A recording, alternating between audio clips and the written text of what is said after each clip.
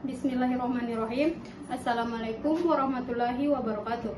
Perkenalkan, saya Umi Kalsum dari kelas A akan mempresentasikan hasil proposal saya yang berjudul Peran Tenaga Kesehatan dalam meningkatkan akses layanan kesehatan di daerah terpencil Kabupaten Nrekang.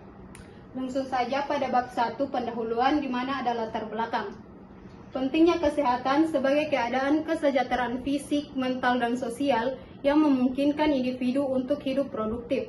Terdapat berbagai tantangan yang menghambat akses layanan kesehatan, terutama di daerah terpencil, seperti biaya layanan kesehatan yang tinggi dan kurangnya transportasi.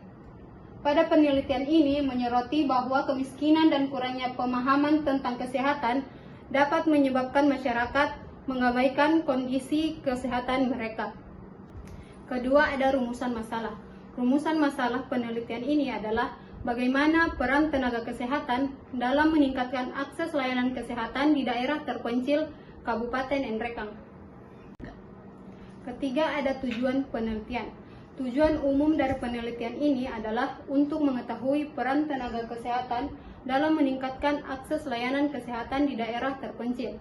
Lalu tujuan khususnya, yang pertama, menilai kedekatan masyarakat dengan layanan kesehatan.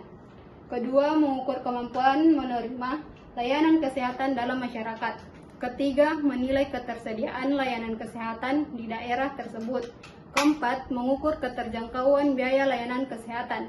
Dan terakhir, menilai kesesuaian layanan kesehatan yang diberikan. Yang keempat, ada manfaat penelitian, di mana ada 3 manfaat. Yang pertama yaitu manfaat ilmiah, dapat menjadi acuan untuk penelitian lebih lanjut di bidang kesehatan masyarakat. Kedua, ada manfaat institusi, dapat memberikan pertimbangan bagi puskesmas dalam menentukan metode pelayanan yang baik. Dan yang ketiga, manfaat praktis, yaitu menambah wawasan tentang peran tenaga kesehatan dalam meningkatkan akses layanan kesehatan. Selanjutnya pada bab 2 tinjauan pustaka terdapat kajian teori yang membahas tentang akses layanan kesehatan, peran tenaga kesehatan, hambatan dalam akses layanan kesehatan, dan upaya peningkatan akses layanan kesehatan. Selanjutnya kerangka teori yang ditampilkan pada layar bersumber dari Levesque dan kawan-kawan 2013, Jones 2012, Len dan kawan-kawan 2012, Thomas 1984 dalam Laksono M. Sukoco 2016.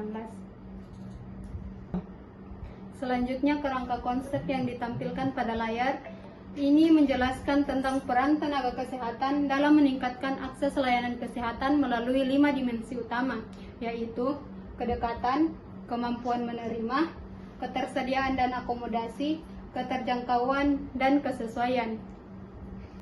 Di bab 3 ini, metode penelitian terdapat jenis penelitian. Penelitian ini menggunakan metode kualitatif yang bertujuan untuk memahami fenomena dari perspektif masyarakat dan tenaga kesehatan. Selanjutnya, waktu dan tempat penelitian. Waktu penelitian ini belum ditentukan. Penelitian ini dilakukan di daerah terpencil Kabupaten Nrekang yang dikenal memiliki tantangan besar dalam akses layanan kesehatan. Lokasi ini dipilih karena kondisi geografisnya yang sulit dan tingkat pelayanan kesehatan yang masih rendah. Selanjutnya, definisi operasional. Masyarakat di daerah terpencil Kabupaten Nrekang akan ditanyai tentang jarak ke fasilitas terdekat dan bagaimana mereka mendapatkan layanan. Ini akan memungkinkan untuk mengukur definisi operasional tentang akses layanan kesehatan. Lalu ada teknik pengumpulan data. Teknik pengumpulan data yang digunakan dalam penelitian ini yaitu wawancara mendalam, observasi, dokumentasi, dan triangulasi. Selanjutnya, instrumen penelitian. Ada 2 jenis alat bantu yang digunakan untuk penelitian ini, yaitu paduan wawancara mendalam, yang merupakan tulisan singkat mencakup daftar informasi yang harus dikumpulkan. Selanjutnya, alat rekaman yang berfungsi ketika peneliti mengalami kesulitan. Untuk mengingat kembali hasil wawancara, peneliti dapat mendengar kembali hasil rekaman tersebut. Selanjutnya, pemeriksaan keabsahan data. Dalam penelitian ini, peneliti menggunakan teknik triangulasi untuk validasi data. Teknik ini tidak hanya digunakan untuk mengecek kebenaran data, tetapi juga digunakan untuk memperkaya data. Terakhir ada teknik analisis data.